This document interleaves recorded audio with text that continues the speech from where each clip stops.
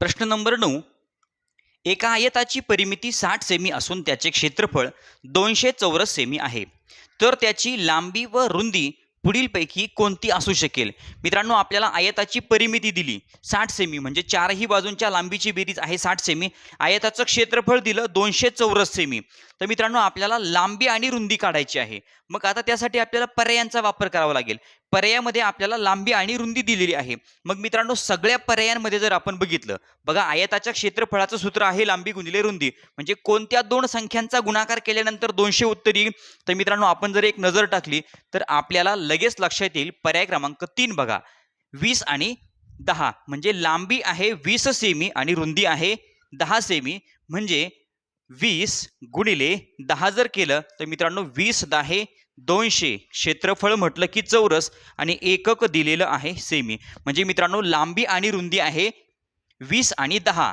म्हणजे 9व्या प्रश्नाचं उत्तर पर्याय क्रमांक 3.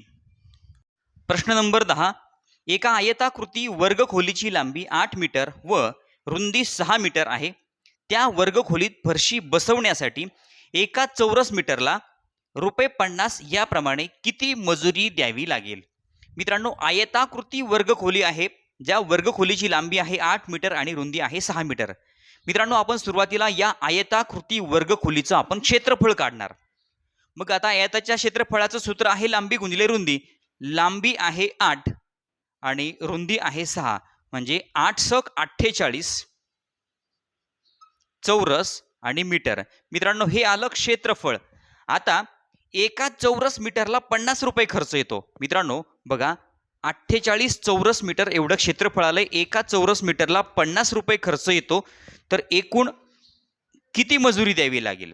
म्हणजे एका चौरस मीटरला ₹50 मजुरी द्यावी लागते. तर एकूण किती मजुरी द्यावी लागेल? आपल्याला करायचा गुणाकार. मग आता सुरुवातीला शून्याने गुणलं, गुणाकार 0 आला. त्यानंतर आता 5 ने, 5 आहे दशक स्थानी म्हणून हा दशकाचा 0. 5 8 40, हातचे आले 4. 5 चोक 20, 20 आणि 4 24. मित्रांनो, इथे होणार बेरीज 0 0 4 आणि 2. मित्रांनो, आपलं उत्तर आलं ₹2400 एवढी मजुरी द्यावी लागेल. म्हणजे 10व्या प्रश्नाचं उत्तर पर्याय क्रमांक 2, ₹2400. प्रश्न नंबर 11. 13 सेमी लांबी व 5 सेमी रुंदी असणारे दोन आयत एकमेकांना रुंदीच्या बाजूने जोडले तर तयार होणाऱ्या नवीन आयताचे क्षेत्रफळ किती असेल? मित्रांनो, 13 सेमी लांबी आहे आणि 5 सेमी रुंदी असणारे दोन आयत एकमेकांना रुंदीच्या बाजूने आपण जोडलेले आहे. तर मित्रांनो, हे दोन आयत एकमेकांना जोडले रुंदीच्या बाजूनं. आता नवीन जो आयत तयार होईल, दोघांना मिळून जो नवीन आयत तयार होईल, त्या नवीन आयताचं क्षेत्रफळ आपल्याला काढायचं. आयताच्या क्षेत्रफळाचं सूत्र आहे लांबी गुणिले रुंदी. तर मित्रांनो, आता लांबी घेताना आपण किती घेणार? 13 आणि 13 26. आणि रुंदी तीच आहे, रुंदी 5 सेमीच आहे, म्हणजे गुणिले 5. तर मित्रांनो बघा, 5 सक 30, हातचे आले 3. 5 दुने 10 आणि 3 13. 130. क्षेत्रफळ म्हटलं की चौरस आणि एकक दिलेलं आहे आपल्याला सेमी. 130 चौरस सेमी. म्हणजे 11व्या प्रश्नाचं उत्तर पर्याय क्रमांक 1, 130 चौरस सेमी. प्रश्न नंबर 12. आयताची लांबी कायम ठेवून रुंदी दुप्पट केल्यास त्याच्या क्षेत्रफळात कोणता बदल होईल? मित्रांनो, आयताची लांबी तीच आहे. बघा, पहिल्या आयताची लांबी आहे 10 सेमी, दुसऱ्या आयताची सुद्धा लांबी 10 सेमीच आहे. फक्त काय केले? रुंदी दुप्पट केली. पहिल्या आयताची रुंदी आहे 3 सेमी, दुसऱ्या आयताची रुंदी केली 6 सेमी. म्हणजे आयताची लांबी कायम ठेवून रुंदी दुप्पट केल्यास क्षेत्रफळात कोणता बदल होईल? तर मित्रांनो, आयताच्या क्षेत्रफळाचं सूत्र आहे लांबी गुणिले रुंदी. मग आता पहिल्या आयताचं आपण क्षेत्रफळ काढूया, लांबी गुणिले रुंदी. म्हणजे 10 गुणिले 3, 10 त्रिक 30 चौरस आणि सेमी. आता दुसऱ्या आयताचं क्षेत्रफळ काढूया, लांबी गुणिले रुंदी. म्हणजे 10 गुणिले 6, 10 सक 60 चौरस आणि सेमी. तर मित्रांनो, इथे आहे बघा 30 चौरस सेमी आणि इथे आहे 60 चौरस सेमी. म्हणजे क्षेत्रफळ काय झालंय मित्रांनो? क्षेत्रफळ दुप्पट झालं. 30च्या दुप्पट 60. म्हणजे क्षेत्रफळ दुप्पट होईल. 12व्या प्रश्नाचं उत्तर पर्याय क्रमांक 3. मित्रांनो, पर्याय क्रमांक 3 आहे, क्षेत्रफळ दुप्पट होईल. प्रश्न नंबर 13. एका चौरसाची बाजू 6 सेमी आहे व दुसऱ्या चौरसाची बाजू पहिल्या चौरसाच्या बाजूच्या निम्मी आहे, तर त्या दोन चौरसांच्या क्षेत्रफळांमधील फरक किती?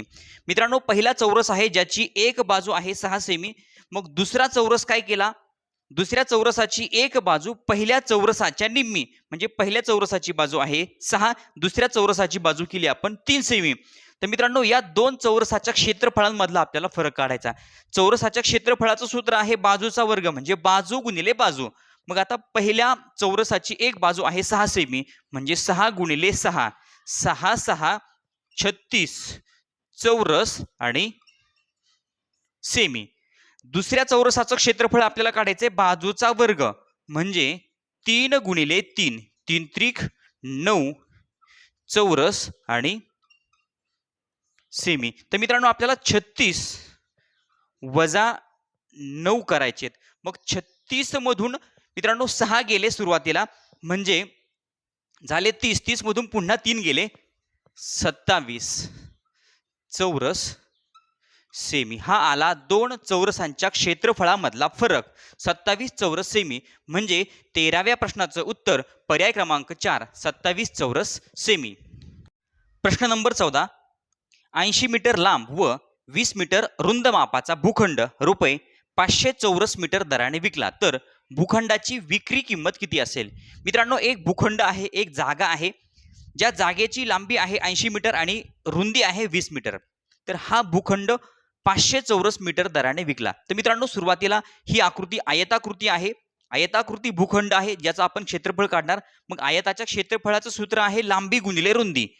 लांबी आहे 80 मीटर आणि रुंदी आहे 20 मीटर, म्हणजे लांबी गुणिले रुंदी. तर मित्रांनो, गुणाकार करायचा 20 0 0 आणि 20 8 160. तर मित्रांनो, आपलं उत्तर आलं 1600 चौरस आणि मीटर. या भूखंडाचं क्षेत्रफळ आहे 1600 चौरस मीटर. तर मित्रांनो, हा भूखंड कसा विकलाय?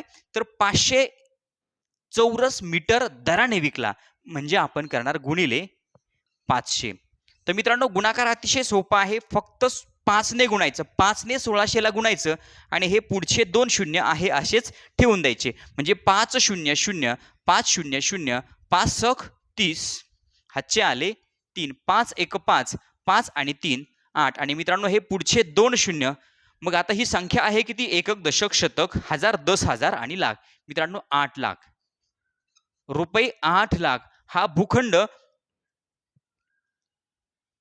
भूखंडाची विक्री किंमत आहे रुपये 8 लाख. म्हणजे 14व्या प्रश्नाचं उत्तर पर्याय क्रमांक 1, रुपये 8 लाख. मित्रांनो, हा गुणाकार सोपा आहे. पाहिजे तर तुम्ही अगोदर शून्याने गुणा, नंतर पुढच्या शून्याने गुणा आणि नंतर शतक स्थानी असणाऱ्या 5 ने सुद्धा गुणू शकता.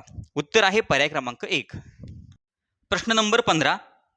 48 मीटर लांबी व 12 मीटर रुंदी असलेल्या हॉलला 64 चौरसाकृती फरशा लागतात, तर प्रत्येक फरशीची परिमिती किती? मित्रांनो, प्रश्न नीट समजून घ्या.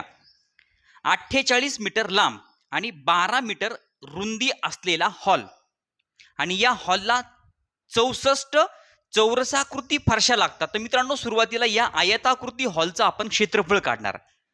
मग आता आयताच्या क्षेत्रफळाचं सूत्र आहे लांबी गुणिले रुंदी, म्हणजे 48 गुणिले 12. तर मित्रांनो, हा आपल्याला गुणाकार करायचा. 12 8 96, हातचे आले 9, 12 चौक 48, 48 आणि 2 झाले 50, 50 आणि 7 57, म्हणजे 576 चौरस आणि मीटर. या चौरसाकृती हॉलचं क्षेत्रफळ आपल्याला मिळालं 576 चौरस मीटर. तर या हॉलला 64 चौरसाकृती फरशा लागल्या. तर म्हणजे मित्रांनो, आपण काय करणार? 576 भागिले आपण करणार 64, म्हणजे आपल्याला 64 फरशा लागल्या. क्षेत्रफळ आहे 576 चौरस मीटर. तर मित्रांनो, आपण भागाकार केल्यानंतर आपल्याला मिळेल एका फरशीचं क्षेत्रफळ. मग आता मित्रांनो, 6चा पाढा थोडा अंदाज लावायचा. 64 ने आपल्याला 576 ला भाग द्यायचा आहे. मग आता 6 8 48, 6 9 54, म्हणजे मित्रांनो 64 गुणिले 9 करून बघूयात. 9 चौक 36, हातचे आले 3, 9 सक 54, 55 56 आणि 57, म्हणजे मित्रांनो बरोबर 576 चा भाग जातो. म्हणजे 64 1 64 आणि 64 9 576. मित्रांनो आपण थोडा अंदाज लावला म्हणजे आपलं उत्तर काय आलं, आपलं उत्तर आलं 9. 9 काय आहे तर एका फरशीचं क्षेत्रफळ. मित्रांनो एका फरशीचं बघा चौरसाकृती जी फरशी आहे त्या फरशीचं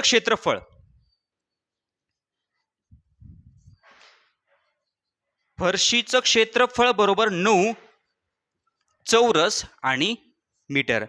तर मित्रांनो ही फरशी चौरसाकृती आहे. मग आता 9 हा कशाचा वर्ग आहे तर 9 हा 3चा वर्ग आहे. म्हणजे मित्रांनो या फरशीची एक बाजू असेल 3 म्हणजे सगळ्या बाजू 3च असणार आहे. म्हणजे 3 3 आणि 3. मग आता फरशीचं क्षेत्रफळ 9 चौरस मीटर म्हणजे फरशीची एक बाजू, या चौरसाकृती फरशीची एक बाजू आहे 3. तर मित्रांनो या फरशीची परिमिती किती आली, परिमिती म्हणजे चारही बाजूंच्या लांबीची बेरीज 3 1 3 3 2 6 3 3 9 आणि 3 चौक 12. मित्रांनो आपल्याला उत्तर मिळालं 12. फरशीची परिमिती फरशीच्या चारही बाजूंच्या लांबीची बेरीज आहे 12 मीटर. म्हणजे 15व्या प्रश्नाचं उत्तर आहे पर्याय क्रमांक 2 12 मीटर. प्रश्न नंबर 16. एका चौरसाचे क्षेत्रफळ 100 चौरस सेमी आहे व दुसऱ्या चौरसाची परिमिती 100 सेमी आहे, तर त्या दोन चौरसांच्या बाजूंच्या लांबीतील फरक किती असेल. मित्रांनो पहिल्या चौरसाचं क्षेत्रफळ आहे 100 चौरस सेमी. आता चौरसाच्या क्षेत्रफळाचं सूत्र आहे बाजूचा वर्ग. मग आता 100 हा कशाचा वर्ग आहे तर मित्रांनो 10चा वर्ग. म्हणजे 10 गुणिले 10 बरोबर 100 चौरस सेमी. 10वीत आहे 100 100 चौरस सेमी. म्हणजे पहिल्या चौरसाची बाजू असेल 10 म्हणजे चारही बाजू समान असतील. मग आता दुसऱ्या चौरसाची परिमिती दिली आपल्याला. दुसऱ्या चौरसाची परिमिती आहे 100 सेमी. मित्रांनो परिमिती म्हणजे कडेची लांबी. मग आता 100 भागिले जर आपण 4 केलं, कारण की चौरसाच्या चारही बाजू समान लांबीच्या असतात, 100 भागिले जर 4 केलं तर मित्रांनो आपल्याला उत्तर मिळेल 25. म्हणजे प्रत्येक बाजू असेल 25 सेमी 25 सेमी 25 सेमी आणि 25 सेमी. मग आपल्याला प्रश्न विचारलाय दोन चौरसांच्या बाजूंच्या लांबीतील फरक. मग आता पहिल्या चौरसाची बाजू आहे 10 आणि दुसऱ्या चौरसाची बाजू आहे 25. म्हणजे दोघांमधला फरक, एकाची बाजू आहे 25 आणि दुसऱ्या चौरसाची बाजू आहे 10. मग 25 मधून 10 गेले, उत्तर आलं 15 सेमी. म्हणजे मित्रांनो 16व्या प्रश्नाचं उत्तर पर्याय क्रमांक 4 15 सेमी. या ठिकाणी हा स्वाध्याय संपलेला आहे.